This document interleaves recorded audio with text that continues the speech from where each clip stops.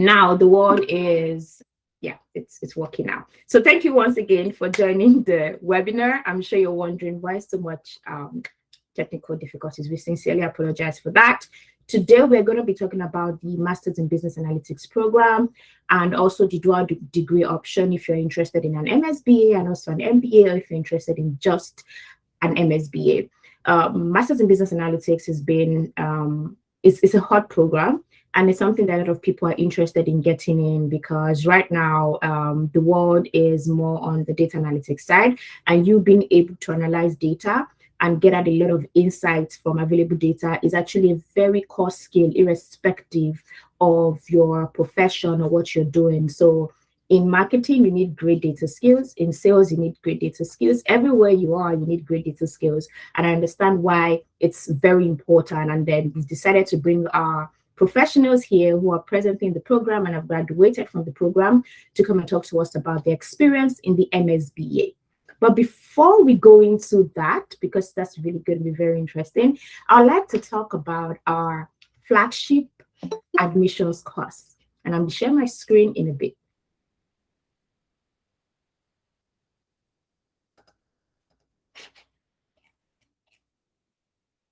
So I'm not sure how many of you have heard about the DIY admissions course, but I'm happy to announce to you that Titanal Consulting has its first MBA admissions course due for release next week, Monday. We are 7 days away from release of the course, and it's really very exciting.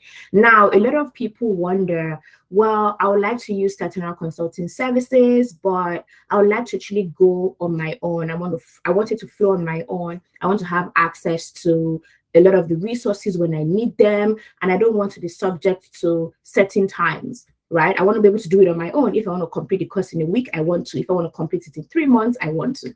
And we've heard all of that, and we've been able to come up with this amazing course that goes through the entire MBA admissions process, from your initial school selection when you're thinking about the schools you would like to attend, to your school decision after getting the admission. And we want to decide, well, should I go to this school? Which school provides the best opportunities for me? Which is giving me more funding? How do I request for more funding? And even if you're a reapplicant, you applied to business school previously and you want to apply again, this course is going to be very, very good for you. So I'll just take you through a few things about the course, and I will call the course anchors, so you understand what the course is going to be providing for you if you decide to actually purchase our MBA admissions course. So first, we'll be going through how to define your MBA application strategy. If you have attended a couple of our webinars or you have attended a place we have spoken, you know that I always start with a strategy. Not having a strategy and not having a plan is actually planning to fail. So we understand the importance of having like an application strategy and defining the schools you want to attend, that you want to apply to rather, and the requirements and the application requirements for those schools is actually very, very important and pivotal for you achieving success. So we start with that. The second part is how to tell your story through your resume or your CV. A lot of times people just think CV is just a place or it's just a document where you just put job descriptions, or your resume is just where you put job descriptions, but it's much more than that. It's an opportunity for you to sell yourself where you're not present. So that if anybody looks at the document, the person is able to understand this is what this person has done, this is how this person has done it, this is why this person has done it. So it's like seeing it as a document that advocates for you when you're not there. Then you will learn how to effectively network with people. Networking is a very key anchor in the entire MBA admissions process. Like we spoke about in our webinar 3 or 4 weeks ago, navigating the MBA admissions process, we spoke about how networking effectively, right, can actually be the determining factor between you getting into a program and not getting in. So it's not just about you putting in the best application, putting in the best resume, writing the best essays. Those things are fantastic, but that's not just it. You need to be able to effectively network and get people to like you and connect with the right people. So we'll be highlighting that in the course. And then we'll be talking about how you can captivate the admissions committee with your powerful stories. The last webinar that we had 2 weeks ago, we spoke about integrating your personal and professional experiences to tell a very great story. It's important that you are telling a good story and you're not telling so people just tell very cliche stories. Oh, I walked 10 miles, and that's already getting it's been beaten too much, right? So you need to tell something that is very personal to you, right? There's an integration of your personal and your professional experiences. And the thing about MBA essays, a lot of people think about, oh, I'm just writing a personal statement. This is not just personal statements. You have different essays about failure, about impact, about when you struggled, right? Essays about what you're most proud of. So those are different type of essays that you need the right support to be able to come up with. How exactly do I write this? And then in the course, we'll be providing all of the right structures for you to be able to think on your own and come up with these winning essays that will captivate the admissions committee.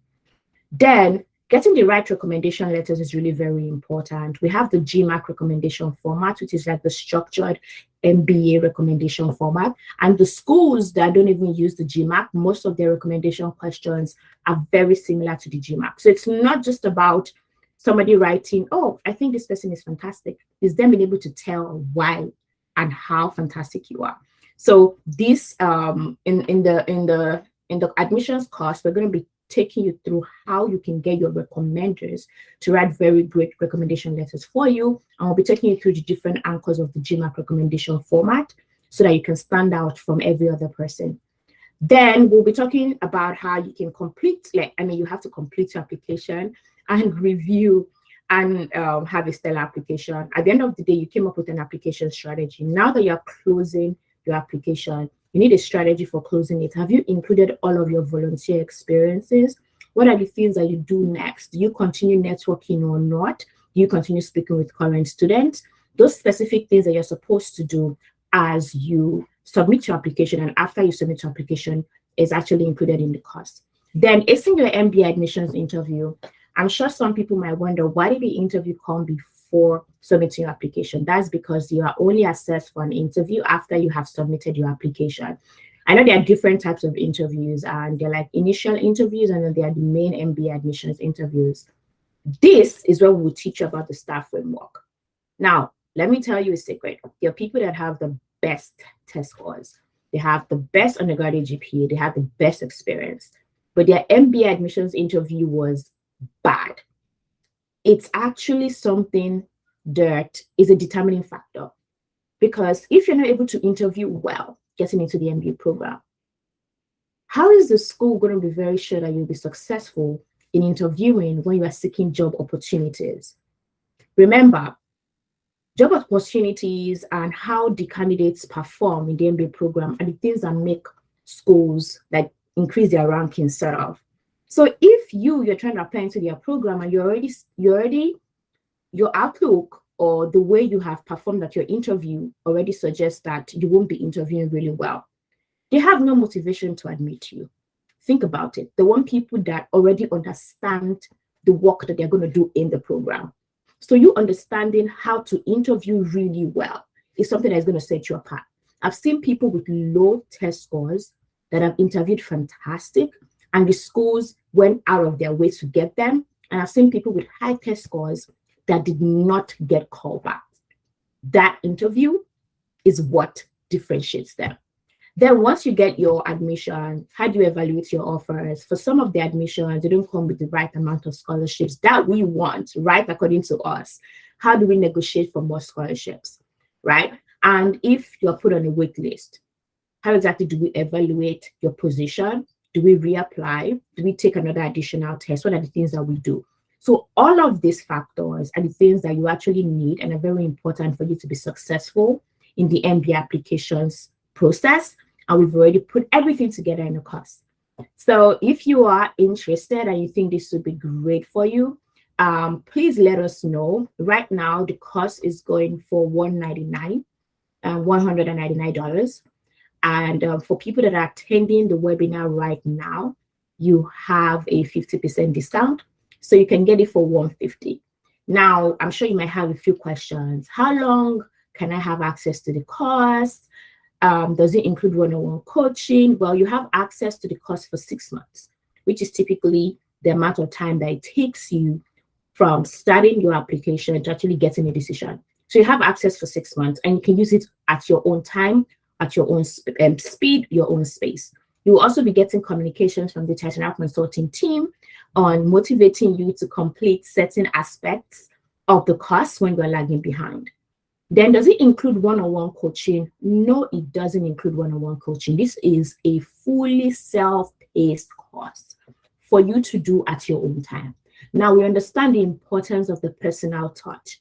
So if you are interested in having like maybe a brainstorming session, personal touch session with a Titanic consultant, then you send us an email and then you will be provided with the hourly pricing for candidates of the admissions cost. So we have a different hourly pricing for you. So if you're interested in including the brainstorming sessions, maybe 1 or 2 hours together with the admissions cost, then we have that package also for you. Just send us an email and then we will get you started. For the time that you expect to dedicate to the program, well, I would always advise that you dedicate at least 4 hours every week, apart from watching the videos, because the videos are not just, oh, you watch it and then you just go. No, they are assignments, they are tasks that you're supposed to do. Although you're not reporting the tasks back to us at Titanic Consulting, but it's up to you. You're reporting the task back to yourself. You have things that you're supposed to do with the school, right? You have goals. So I would always say having 4 hours to actually work on the tasks every week from your videos is going to be what will make you successful. People think about, oh, it's a video, maybe it's just 12 hours. I can watch everything in a day. You will not be successful doing that.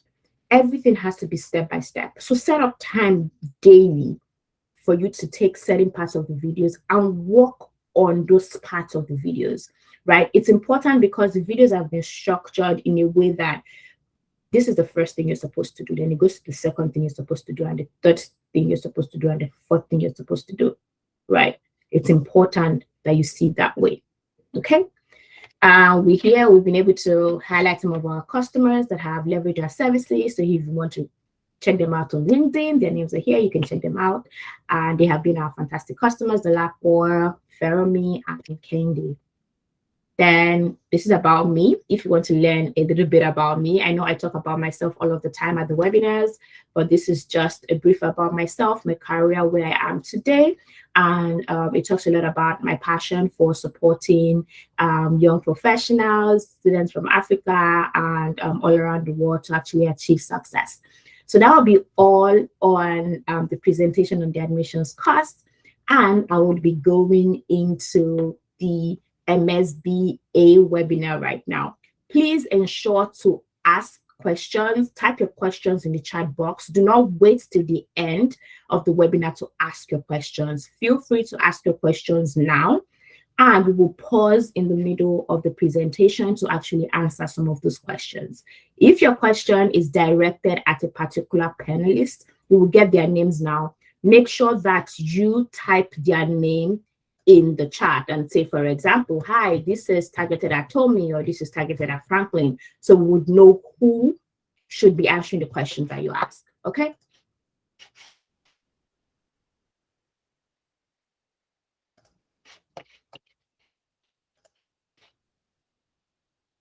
Good, thanks.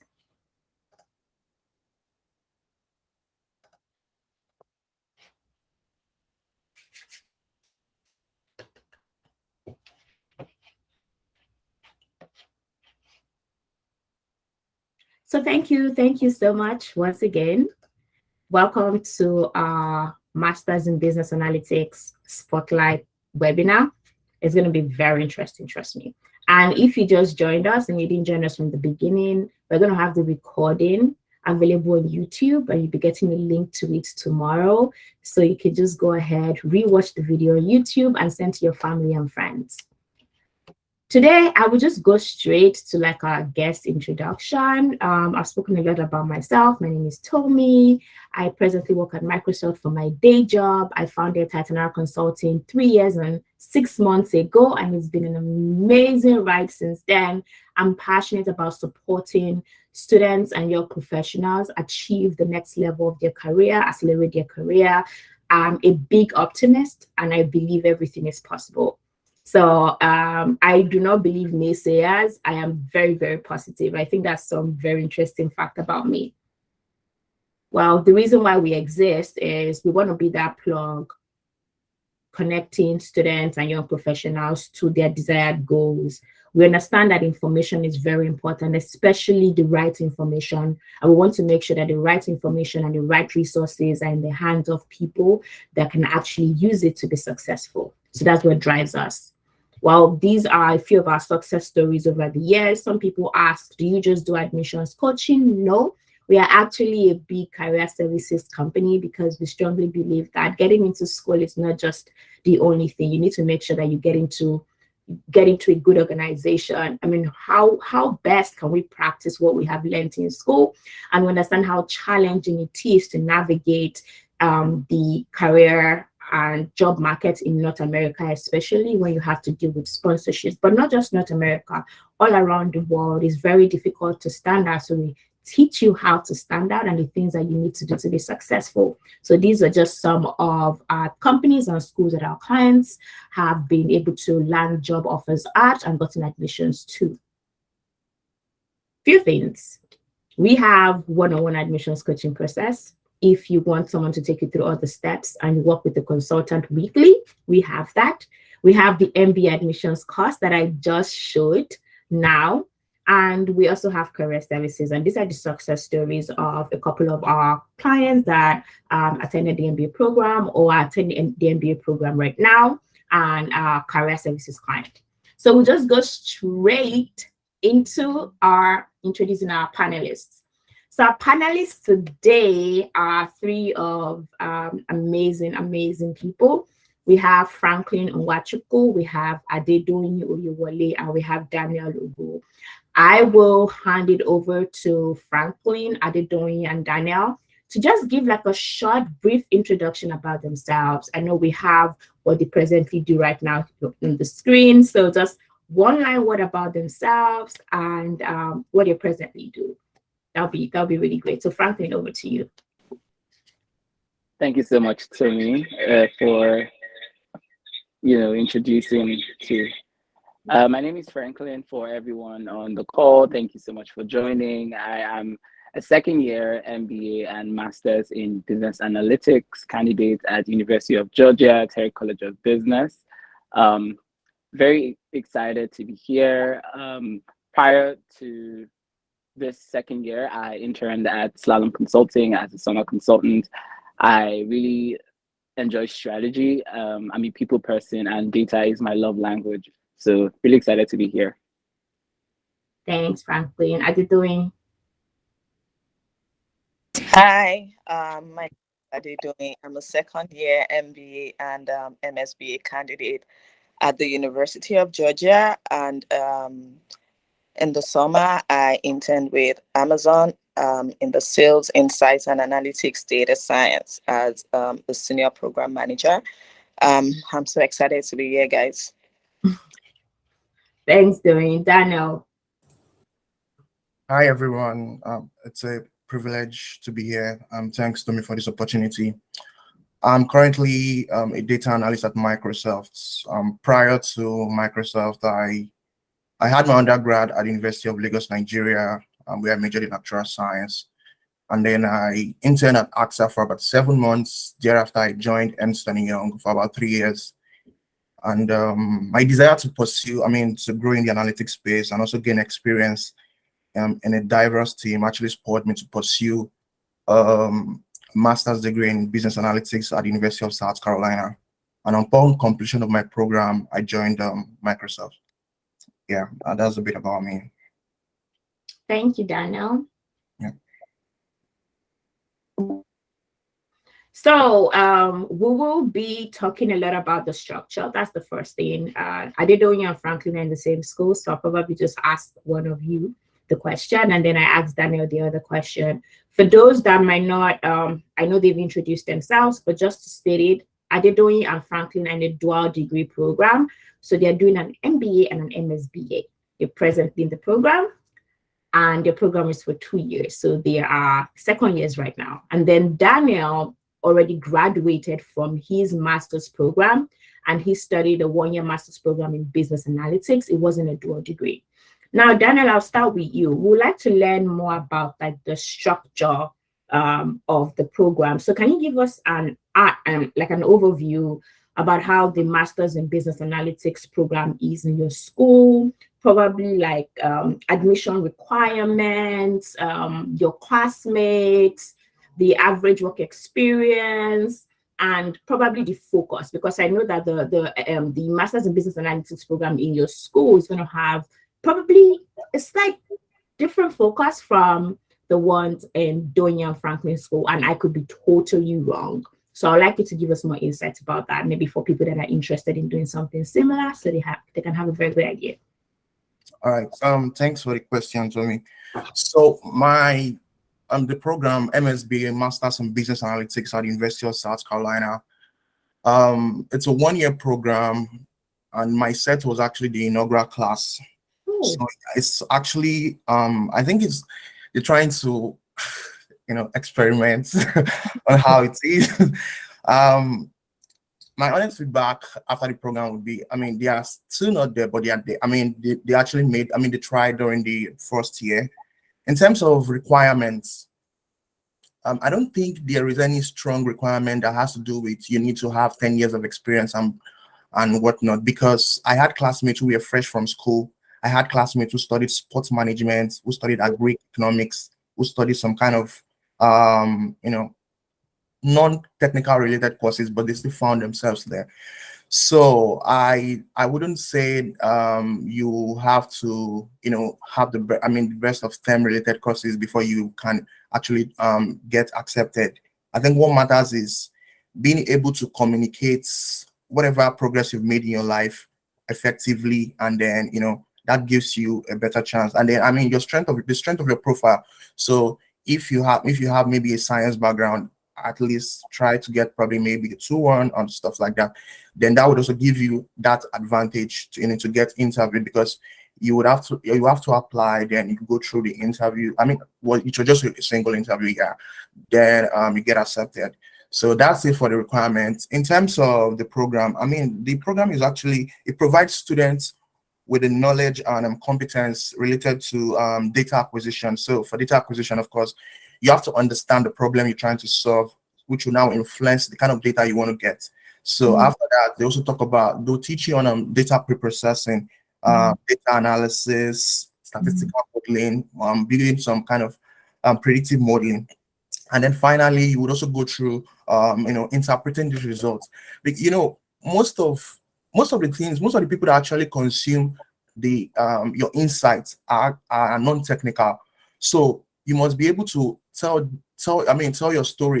Communicate this your results in a compelling way with empathy, so that even if I don't know what's, for example, R squared is, I can actually understand it based on the way you explain it to me.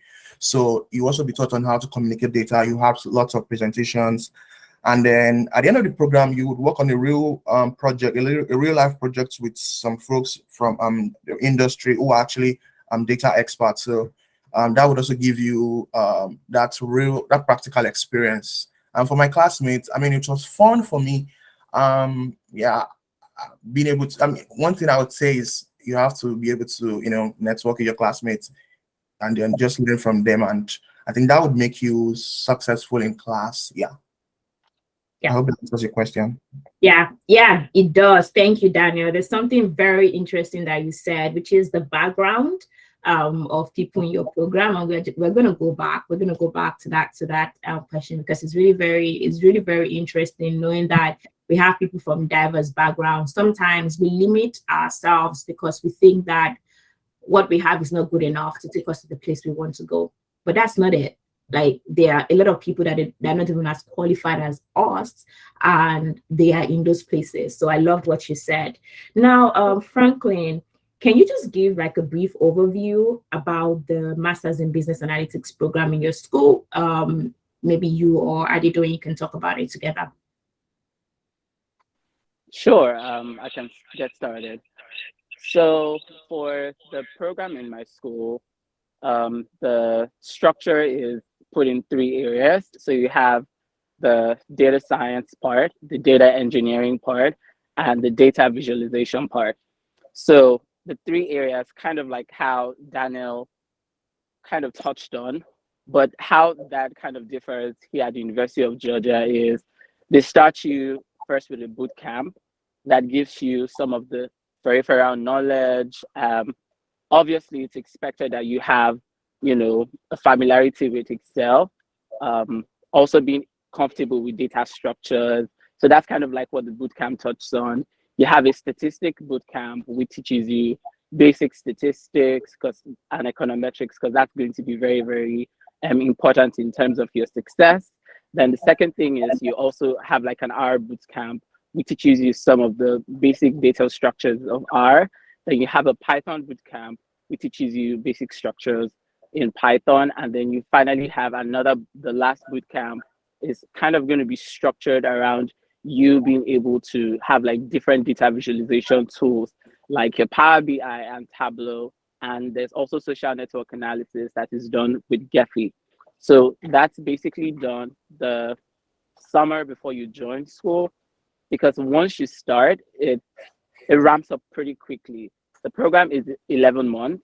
That's the duration of the program. So it's expected that from your boot camp to your first semester to your second semester, you have all the skills in terms of being able to get into the job market. At the end, you do have with something called the MSBA boot camp. It's basically a consulting project, but then you work on that project as a data analytics consultant and help a company, like Daniel said as well, to solve a real life problem. So they would give you like a data lake where you're supposed to harvest data from, clean the data, wrangle the data.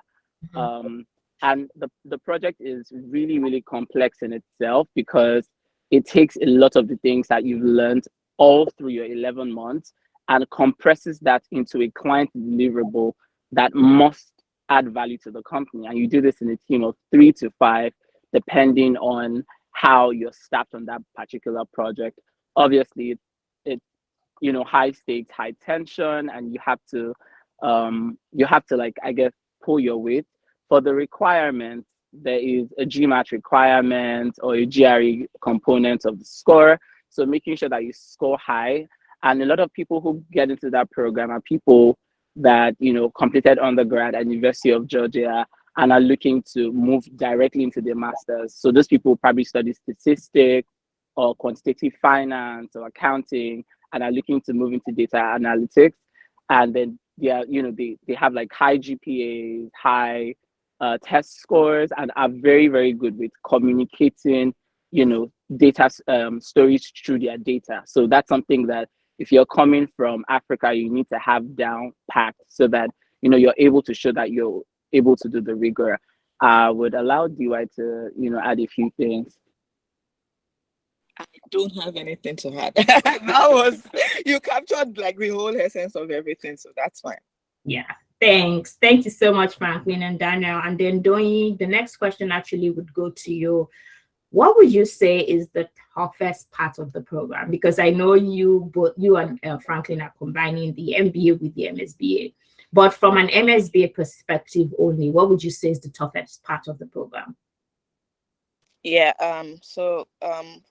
for me, coming from a quantitative background myself, I think what I found to be challenging was the econometrics part, not really the learning like SQL, Tableau, and all of that. That's quite the easy part for me.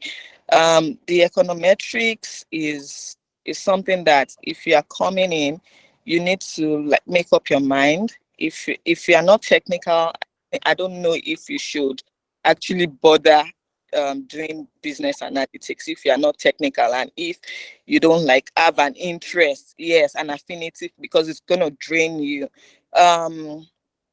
And also definitely the fact that you're combining MBA, you're combining MSB, you're also recruiting at the same time.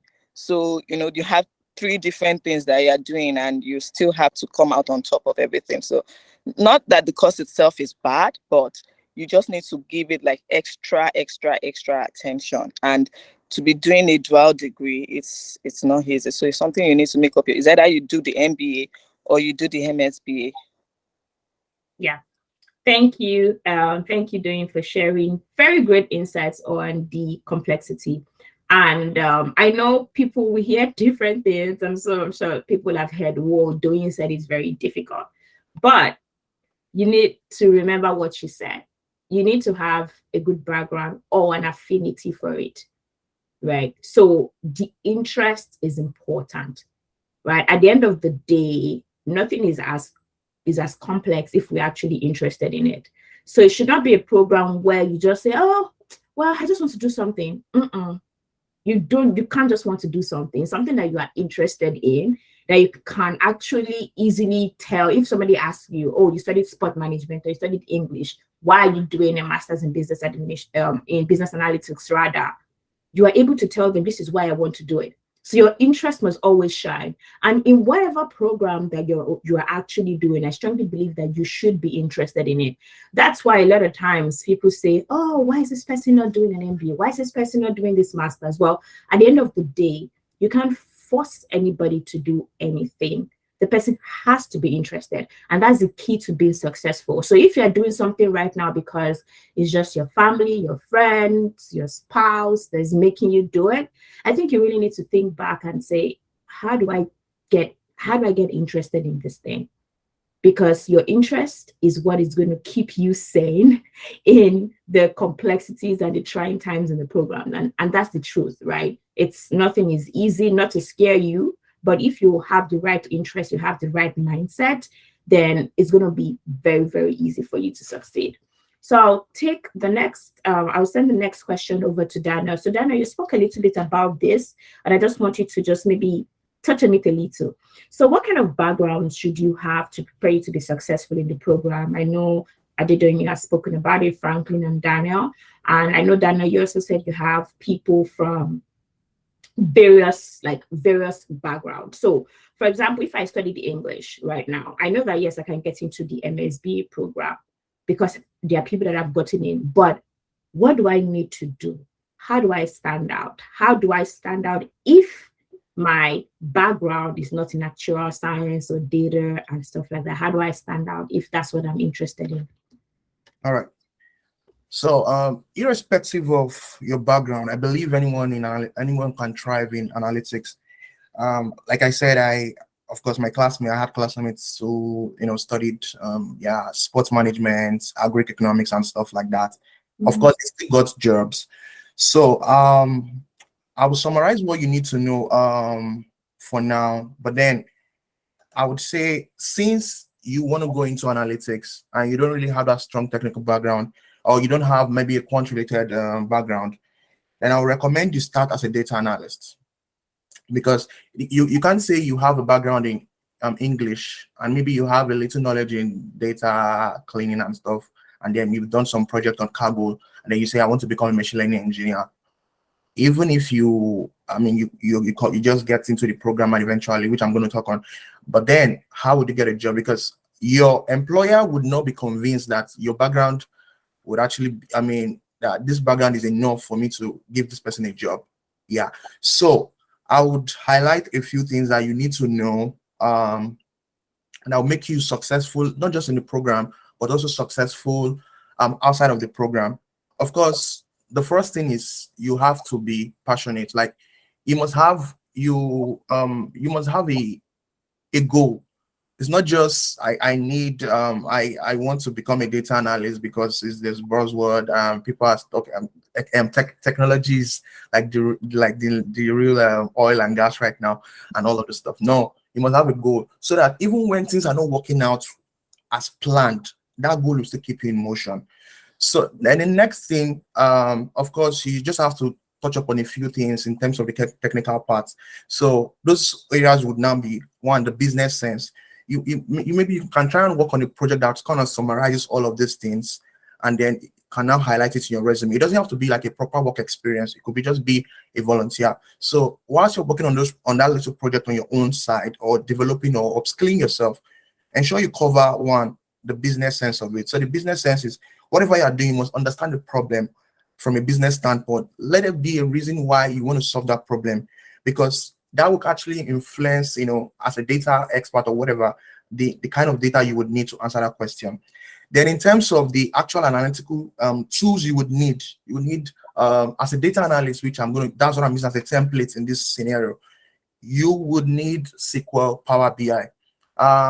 If you don't know Excel, you will actually need Excel. But most times I don't really talk about Excel because I feel Excel is I mean, I don't want to say it's quite easy. Like, I believe even if you don't have a technical background, you should kind of know Excel if you want to actually thrive in a working, in space. Yeah. So that is for Excel. So analytics tools, like the key ones. Then statistics, very important. Descriptive statistics, inferential statistics, very important. You must know statistics very well because you're actually using you're actually applying statistics to solve a business problem. You're answering business questions using statistics. Basically, at the end of the day, that's what you're going to do. And reporting now. Of course, you must have built a dashboard, collected the data, and apply the statistical models and everything. But this is the most important part, which is reporting. How are you reporting this number? You must also develop that skill. PowerPoint, very, very, very, very powerful. You must learn how to tell compelling stories. Most of the people that are taking your insight are not technical, so you must just have that way of telling your story such that whoever picks it up would find it interesting and still find that value you are actually giving out. Then when you're preparing your PowerPoint, ensure you think about it from a pyramid standpoint. So there's like a summary of your insights, and then it presents it down in a top down manner, so that everyone can see how everything trickles down to the last digit of insight you want to share. And then lastly, common sense. You must have that inquisitive mind and everything, like, yeah. So outside of those things, if you can apply all of these things, I believe you'll be successful in terms of application, because with this now you can work on a short project. It doesn't have to be maybe real life, but pick up something somewhere. You can even pick up maybe Game of Thrones data, work on it, and then put it on your resume that you did this, and put up a link that actually that shows everything you did. So, and that would also be helpful in your selection process, because this is kind of giving you this will just give them the impression that I don't have a technical background, but then I've shown that interest in terms of putting in the work to work on a project that is not technical related. So I believe collectively, if you kind of apply all of what I've just said, yeah, you should be successful in your role in the program, getting into the program, and even getting a job and thriving in your career. Yeah. Yeah, thank you, Daniel. That's really very interesting and very all-encompassing. Because the next question I was going to ask is, how should a candidate interested in the MBA program, the MSBA program, prepare in advance to be successful, which is what you already just said. So Yeah. you basically answered the question, right? So you need to know that it's not just about you having like the exact work experience. And what is work experience anyways? So a lot of times you can come up with a project. You have to show that interest. You have to show that drive. It's basically you being able to talk about something that you have done. Now, this is not for you to make things out of the air. We're not saying, oh, come up with a fictitious project and put it on your resume. No, there are especially when it is data, there is a lot of data out there that you can analyze in any way you want to analyze it. So you need to just show that this is what you have done. This is your thought process. At the end of the day, people want to understand what your thought process is. They want to know how you think, right? Because a lot of things can be learned, but how you really think, can it actually be learned? You can improve on it, but that's what stands you out. That's what differentiates you from the other person. So if you're trying to get into an MSBA program or even much more technical programs, and you think that you don't have like the basic requirements, think through how exactly can I get like a project to mirror what they're expecting? How do I highlight the way I think so that when I speak to them, they're able to understand it? Remember, Daniel spoke about you understanding a business problem, right? Yes, you might be very, very technical, but you're speaking to people that are not technical at the end of the day. So how do you understand the problem, break it down, right? How do you explain the thought process? Because yes, they can teach you how to use SQL and Tableau, but nobody's going to really teach you about your thought process. So that's what you have to develop on your own, and that will help you stand out. So we have 2 questions now in the chat, but before we go, pretty quickly from Daniel Adedoyin and Franklin.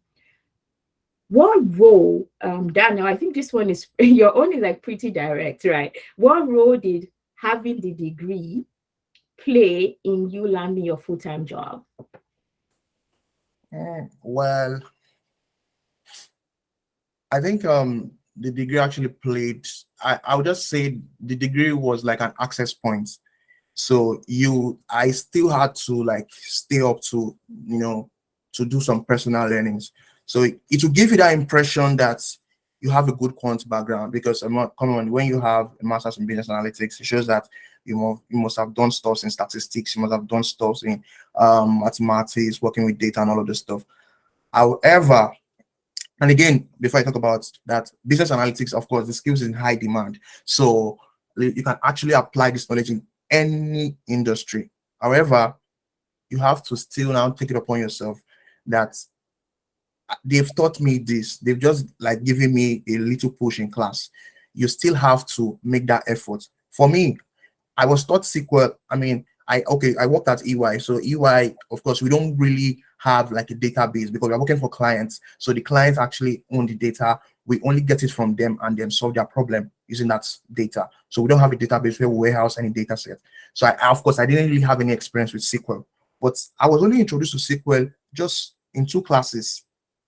But after that, I spent time, I took some personal courses, worked on some little some mini projects just to develop myself. So they just gave me that push. But then for me to now remain relevant, I had to now make that progress myself. So don't have that expectation that once I have an MSBA, sorry, you've actually made it in life. No, you would have to still sit and put in that work. Like it's not just I have an MSB, and if you have an MSB and so other people too have an MSB, even higher GPAs than you, so you still have to put in that work, and then that will just kind of stand you out in terms of getting opportunities, interviews. And again, after the MSB and everything, of course, which is like more of a technical, I don't know, Tommy is behavioral interview expert, so I believe she must have done justice to, in the areas of behavioral interviews. But the little I would say about behavioral interviews, because this is also, I mean, we're talking about you being successful after getting your MSB. Interview is also a key area too. Of course, write your story using the STAR framework. Make sure your why is very clear, and then drill down to the stories, I mean, to what you actually achieve. And then you can also talk about some learnings too in your stories.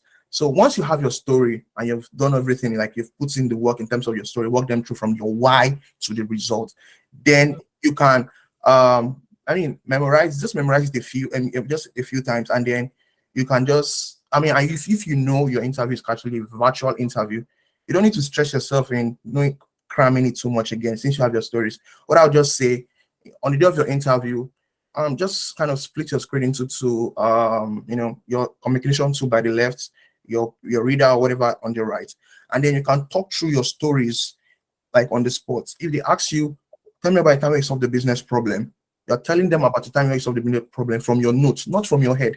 I mean, if you're saying it from your head, you might be bringing in the the filler words, and the person might not be clear. But if you're telling them from where you have written it down, it's very clear. Your why is very clear, everything. So, and one of the advantages of doing that is that nobody will ask you any follow-up question except the person is actually listening to you. So I believe that collectively, I mean, MSBA will give you the technical know-how. You still have to take it a step further. They won't teach you the nitty-gritty of passing interviews and succeeding in interview, like written in class. You still have to make personal effort. It's just like another venue, then you have to hit it on your own to be successful. I hope that answers your questions, Tommy. It does. It does. Thank you so much. Thank you so much. So for Adedoyin and Franklin, pretty quickly, because we're running on time and we still have 2 more questions in the chat box. For your internship, right? I know that you probably did just a little of the MSBA before coming for your internship, but how would you say that prepared you to be successful? Would you say that it gave you any edge in being successful? Because I know Adedoyin, you were at Amazon, Franklin, you were at Slalom, and I understand how competitive those both of those companies really are. So would you say that it helped you in any way to be successful in the program, in your program? Okay, I can take this.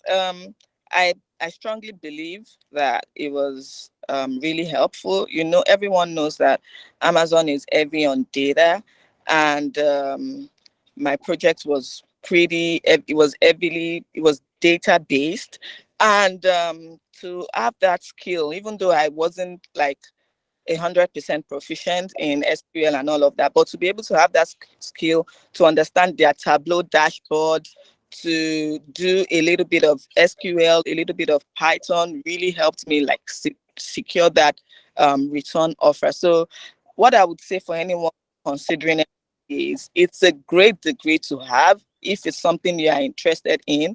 The advantages are enormous. Once they see that you have the MSB, everybody knows that people are pivot.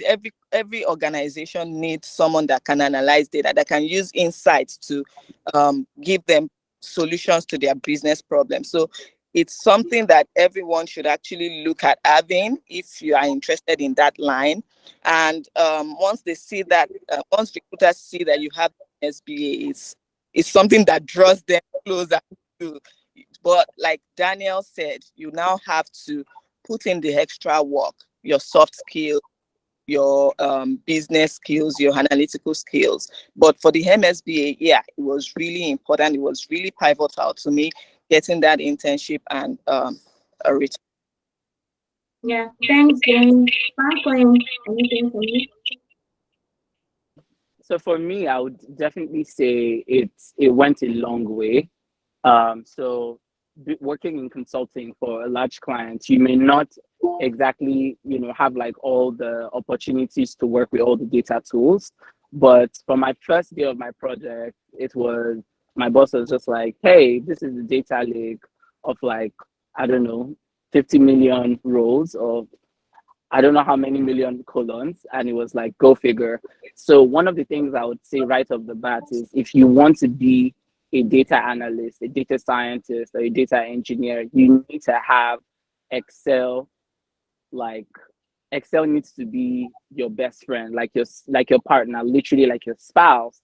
Because if you do not have Excel skills, it's going to be really hard for you to, I guess, apply all the amazing things you've learned.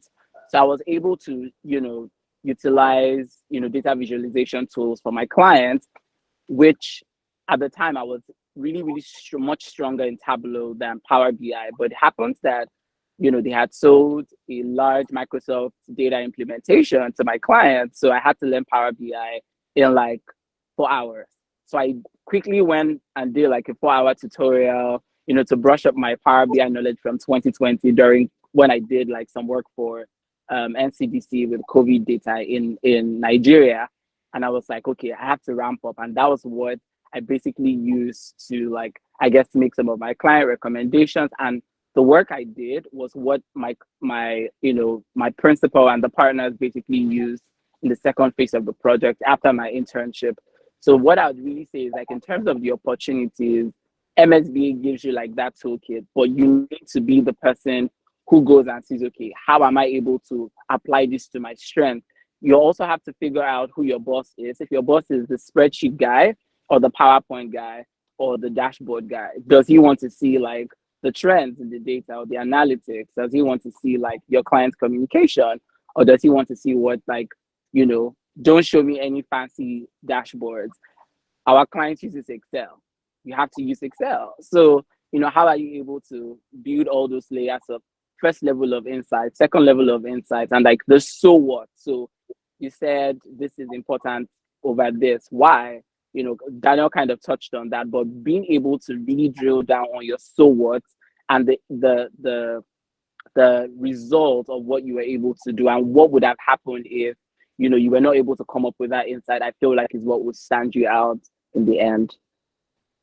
Thanks. Thank you so much, Franklin. Thank you. So we have 3 questions in the chat box. I will take TY Shabi's own. So what tips and advice can you give on the MBA interview for someone who is applying from a completely different background? So I don't know if you meant the MBA interview or the MBA admissions process. For the MBA interview, it's the same. It doesn't really matter the background that you're coming from. It's an interview, and your interview is going to be majorly behavioral interview questions, and you've been able to tell your story as to why you want to have an MBA. So I would not like they're not going to ask you a different question as somebody that studied maybe business analytics coming from an MBA from somebody that studied French. you're just going to be asked like behavioral interview questions. So it's how you can tell your story. What stories did you have in your essay? Why an MBA? Those are the things that are going to make you stand out. And if you need more help on that, you can reach out to us directly, and then we can help you with that. So for Franklin and Adedoyin, Jessica asked, please, why did you choose to do both the MBA and the MSBA instead of just the MSBA or the MBA with a focus on business analytics? Is there some academic or financial advantage to doing that? Quickly, 1 minute. Okay, so let me take that. For us in Georgia, our MBA is not STEM designated, and that was the option. If you wanted a STEM designation, you could do MBA and MSBA. So that's why we have MBA with business analytics, but that's with a concentration is in business analytics, but that one is not STEM designated yet. So the only way we could get the STEM designation, which is important as international students, was to have the dual degree, the MBA and MSBA together. Okay. All right, great. So I would give this to Daniel quickly, like 30 seconds or 40 seconds. Abioye is asking if the MBA is more competitive in the market compared to the MSBA. I don't know. Like, I feel like maybe I could take it. I don't know, Daniel, do you want to take it? Share some insights, and then I could talk about it. Well, I don't think there's a one size fits all answer to that, but it depends on. I think it depends on. I would say data MSBA is more competitive because with an MSBA degree, you can actually work in any industry. I mean, I'm not saying that with MBA you can't, but okay, let's say for example, looking at it from an MBA standpoint, maybe because I don't have an MBA, that's why I would say I'll go for MSBA. But looking at it from an MBA standpoint, most times I've noticed that most of the MBA guys are mostly from finance or engineering. Even if they have engineering, it's not really so technical. So, for example, an MBA is it might be difficult for you to find an MBA person, maybe who's a data scientist or who's a data engineer or whatever. I'm not saying they don't exist, but it might be difficult. So now a data scientist can actually work in any industry. But you as an MBA person, most times you might actually just have the finance background, and that might kind of limit you to where you would work. So in terms of competition, I think I would say MSBA actually would be a best shot for me. I mean, I'm just biased because I have an MSBA, but then having an MBA, having an MSBA is not really like the matter. It's actually how you use that to add value, solve problems, and then grow and progress. Yeah, that's it. Yeah, so Daniel, that's very interesting. Yes, like he said, that's his opinion. That's his opinion. So the thing is, you said the question up here is the MBA more competitive? What is competition? Competition is relative. Competitive in terms of what? Right. Competitive in terms of, is it getting into the program? Is it getting a job? Is it getting scholarships? There are different bases of competition. And like Daniel said, it's basically what you make of it, right? I'm of the opinion that an MBA can get work anywhere. You can actually work anywhere as an MBA candidate. But the thing about like he said, if you're interested in maybe going deep into like data science, you might not have that with the MBA, right? The MBA is a broader course. And like when I was giving the difference between the MBA and traditional master's degrees, they tend to go deep in an area, while the MBA actually gives you like a broad overview of all of the areas. So if you want to be like, oh, a machine learning expert and you want to go deep, and you don't have like it's a different case if you have machine learning experience and then you go and do an MBA, then definitely you can be a machine learning expert. But if you don't have like any deep machine learning experience and you do an MBA, yes, you can get a job as like a business analyst, senior business analyst, analytics manager, in fact, but you might not get a job directly as a machine learning expert. You will need to actually build some work experience. So at the end of the day, it's what you want to do, right? And competition is very relative, and we can start breaking it down step by step, and we're not going to leave here today. So it's based off of your own interest. At the end of the day, you need to be able to find yourself. For Catherine's question, and I know Adedoyin already answered that, and David, If one cannot or does not want to do both MBA and MSBA at the same time, which would you recommend and why? We would not recommend any for you because, like we have said, it is up to you. It is your decision. So it's good for you to do your research. Yes, exactly. The skill set you want to develop, do your research, understand what you want. Yes, speak to a couple of mentors, right? Yeah, maybe you can speak to us one-on-one differently, but we're not going to come and say, oh, it has to be this or it has to be this, because it depends on you, depends on your goals, and it depends on what you think is important for you at the time. Yeah, there are a lot of advices. So what you can do is, instead of asking people, oh, what should they recommend, tell people to give you the advantages of their MBA program, right? How it benefited them, the advantages of their MSB, how it benefited them. Go and have sessions with like admissions committee of the MBA and the MSB, and then you bring it together on your own and do an analysis and compare and contrast and say which would be best for me. I think that's the best way to actually find your answer. So we are on time. We have 1 minute till it's 9 a.m. PST, and I think till it's 5 p.m. for West African time, I think, and 12 noon Eastern time. It was really, really great speaking with you all today. Thank you so much, Daniel, Franklin, and Adedoyin. If there are any questions any of you has and you want to ask, please send us an email at anu@titanrconsulting.com or services@titanrconsulting.com or coaching@titanrconsulting.com.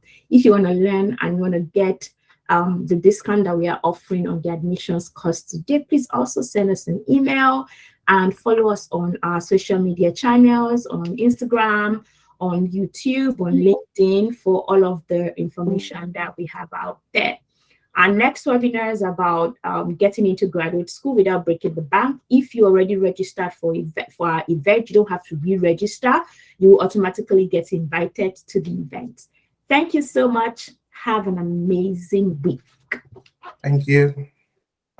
Thank you, guys.